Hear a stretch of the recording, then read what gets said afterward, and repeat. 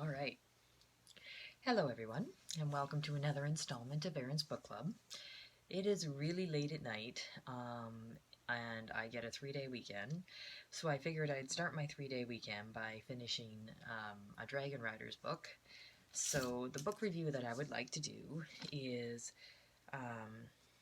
Anne McCaffrey's Dragon Riders of Pern, Dragonsblood by Todd McCaffrey, which is Anne McCaffrey's son. And if you guys listened to my other review of Anne McCaffrey and Todd McCaffrey working on a book together, I was a little bit disappointed because it didn't seem to have, I guess, the heart of the series in it. But this book, so much more improved, so much more feelings, so much more written to the context of the Pern world, just so much more. Well-written book, characters that I fell in love with. I was finding myself rushing home from work to reading. I was finding myself reading through the night and not having enough energy to get work done because it was that great a book. Basically, it's a book that is kind of like the human plague that we all suffered, like the Black Death that we suffered, only what would happen if it happened to the dragons. And the context of how to save the dragons, and the main character, who is the only character, I think the second character ever to be able to talk to all dragons, and not only talk to all dragons, but feel when they die and feel what they're feeling, and just a well-written character that, quite frankly, I don't think gets a fair shake in this story, because you start off where she kind of loses her family in the human plague and then finds a dragon rider to take her under her wing kind of thing while she's trying to find herself. She befriends 2 fire lizards, which are miniature dragons, and fixes one's wing and learns how to heal that way. And then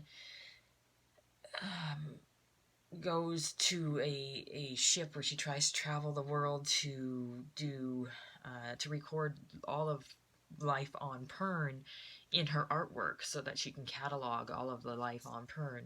And during that, they find out that the new captain in the ship that she's using has really bad ideas about her and wants to do horrible things to her. So during a storm, she tries to go into a lifeboat to run away, and the storm overtakes the ship, and her 2 little fire dragons are trying to stay with her and help her survive, and she at that point thinks that she's going to die. In fact, she knows she's going to die, and she doesn't want the dragons to die with her. She doesn't think that that's fair, so she sends them away, physically and mentally sends them away.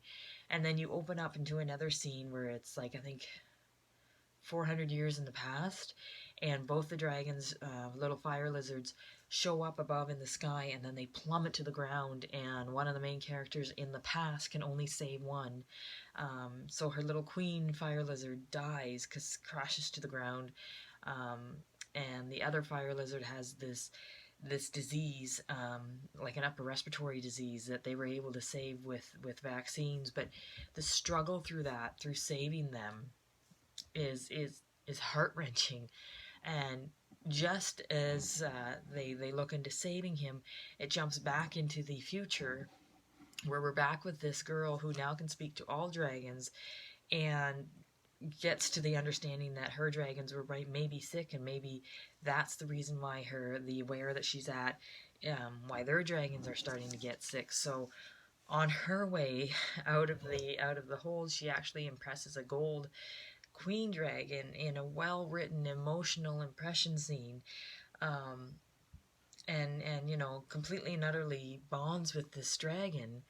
And she has this queen dragon for 2 months, and then the queen dragon gets sick, and she gets sent back into 400 years into the past. And the way that the author writes this dragon, who shows up in the past on a stormy night in a big thunderclap, and then falls to the ground and lands with thick, sickening thud, and it was heartbreaking, and I'm like ugly crying in the book, because it was just, you can visualize it. And through all of it, she finds the strength to go on without her dragon and save the other dragons, but she still doesn't get to have her dragons back. And she doesn't find out until later in the book that one of her fire lizards survives, but the fire lizard doesn't actually go back to her. So she's still without any dragon companion. Um, so it was a really great story, and it was a really well researched story, but it was kind of a heartbreaking ending, which is awesome in itself because it was a real ending. um there was so much talk on genetics, and good talk on genetics, and believable genetics in the world. It was just, I have nothing but great things to say about this book. I'm actually going to put this review on tonight and order the next book tonight. That's how eager I am to get to it. So, any of you guys who just want a nice, quick read that still has a lot of feeling that anybody can really enjoy and follow along with, pick up the Anne McCaffrey books. Pick up the Dragon Riders of Pern books, because all I can say is wow. Just, it's been a long time since I've gotten this excited over a book, and I'm loving it. I'm absolutely loving it. So thanks so much, guys, for listening to me read and for tolerating this sleepy face. And I will let you know when I have another book read. You guys have a great weekend.